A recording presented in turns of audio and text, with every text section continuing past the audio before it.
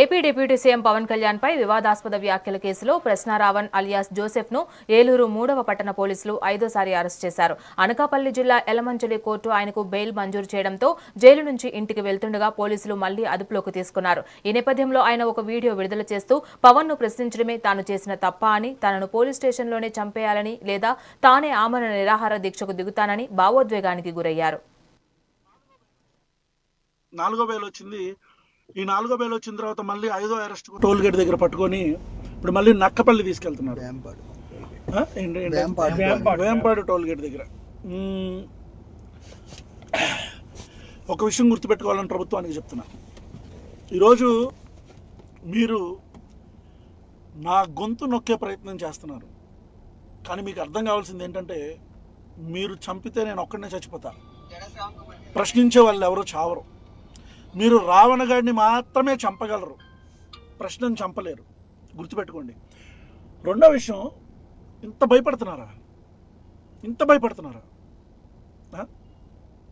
మీకు అర్థమవుతుందా? ఒక 500 మంది పోలీస్ ఫోర్స్ ప్రతిరోజు నా కోసం ప్రజా సమస్యలు, పబ్లిక్ అన్నీ వదిలేసి నా కోసం వాళ్ళు అహర్నిశలు తిండి తిప్పలో లేకుండా తిరుగుతున్నారు.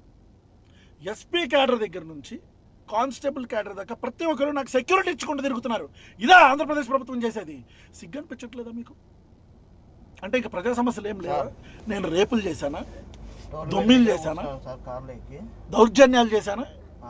పవన్ కళ్యాణ్ అనే వ్యక్తిని ప్రశ్నించడం మాత్రమే నేను చేసిన తప్పు. ఈ రోజుకి 4 రోజుల నుంచి నేను భోజనం చేయట్లా, నీళ్లు కూడా ఈ రోజుకి 4 రోజుల నుంచి నేను అన్నం తినట్లా, మంచినీళ్ళు కూడా తాగట్లా. ఈ రాష్ట్ర ప్రభుత్వానికి చెప్తున్నా, మీరు చంపేస్తే పోలీస్ స్టేషన్లో చంపేయండి నన్ను. మళ్ళీ చెప్తున్నా, మీరు నన్ను చంపేస్తే పోలీస్ స్టేషన్లోనే నా పేక పిసికో, గాదే సాయికృష్ణ హత్య జరిగింది కదా, అట్లానో ఎట్లా నన్ను చంపేయండి. అంతేగాని మొత్తం వ్యవస్థని ఒక్క మనిషి కోసం ఇబ్బంది పెట్టి నా గొంతు నొక్కితేనో నన్ను చంపితేనో ఈ ప్రశ్నలు ఆగుతాయి అనుకుంటే అది మీ పిచ్చి పొరపాటు.